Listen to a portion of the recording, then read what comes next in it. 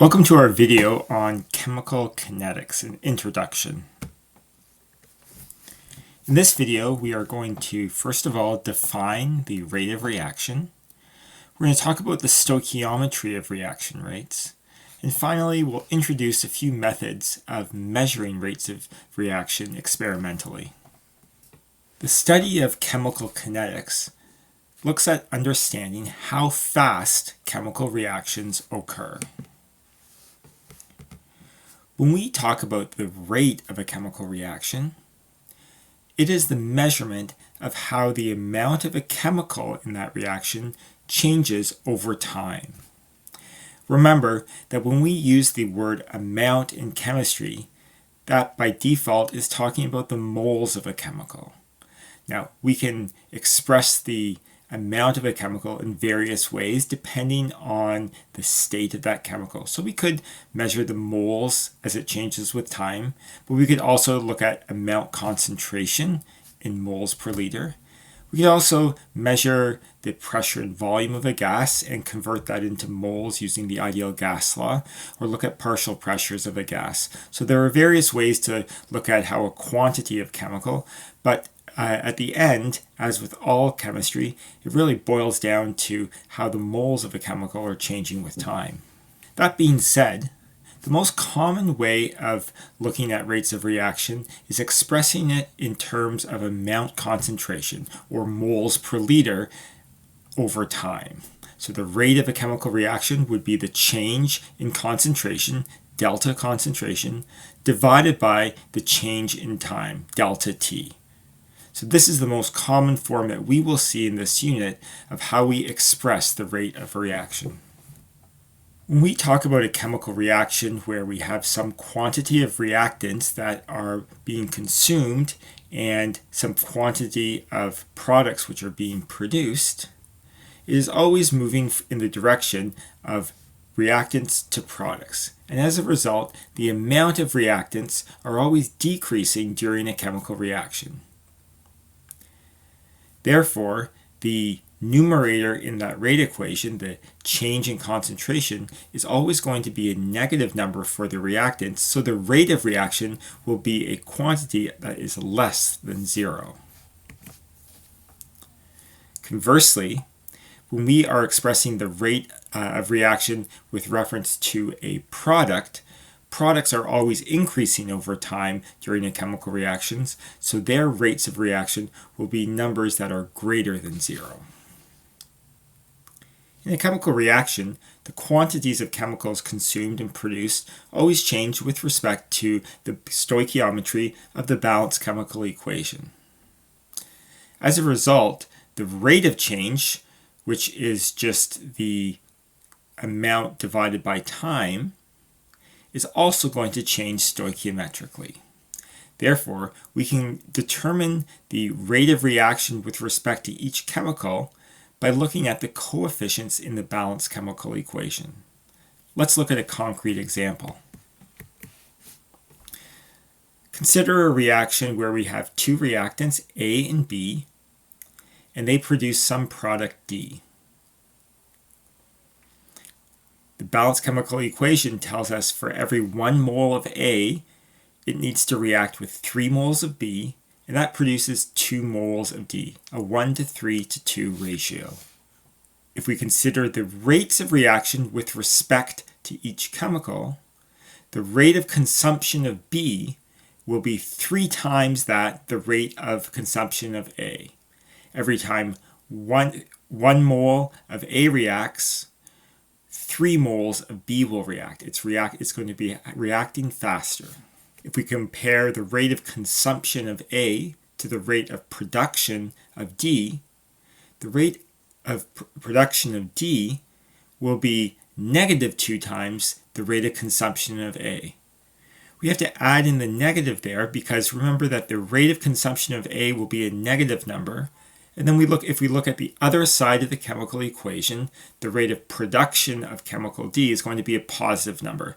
So when we use the stoichiometry of the reaction to move from one side of the reaction to the other side of the reaction, we have to change the sign on the rate. We can express that same relationship just looking at the rate equations, change in concentration over change in time. Here we're referencing the rate of consumption of A, and we see that the rate of consumption of A is going to be equal to 1/3 the rate of consumption of B, and is equal to 1/2 the rate of production of D. And noticing once again, we have the negative signs on one side of the equation to account for the fact that if we're making these equivalent, we have to account for the fact that the sign on the rate of reaction will change if we're comparing reactants versus products. One of the challenging things about chemical kinetics is that chemical reactions often occur very, very fast. Here we have a time scale of rates in log of seconds. So every number on this scale is changing the rate by a factor of 10. The rate of change with regards to chemical reactions is in that green range in the middle. Below this time scale, we see various methods that are used for measuring rates.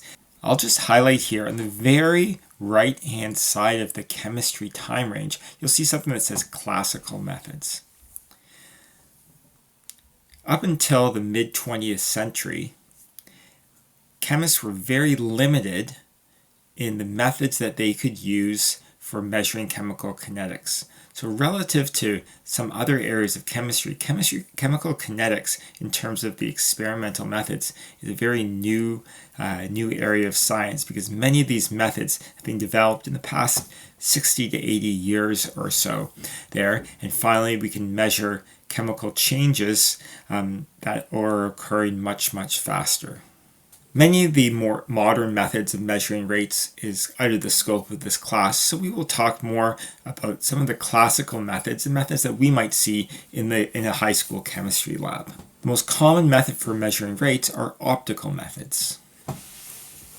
Some of you may have come across Beer's law in some previous work in chemistry, and that's where we can measure the amount of light absorption as a solution changes color.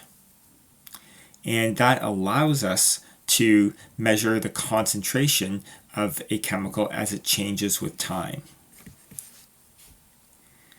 When we have reactions which produce a precipitate, there's often light scattering which occurs in that reaction as the precipitate is formed.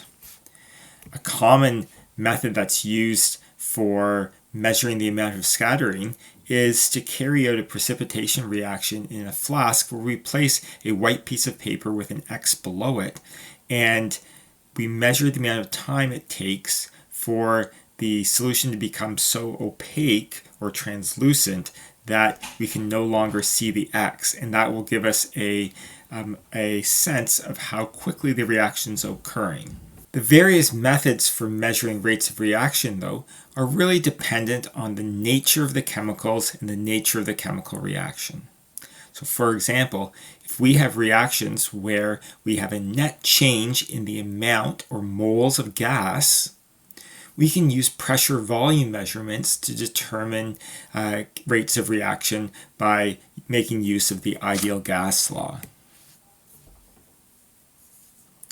In reactions which occur in solution, where we have an increase or decrease in the amount of hydrogen ions, or production of an acid or production of a base, we can use pH measurements. So we can take a pH meter, and as the reaction proceeds, we can quantify how the pH is changing over time. In reactions in solution, we often have a net change in the amount of ions in solution.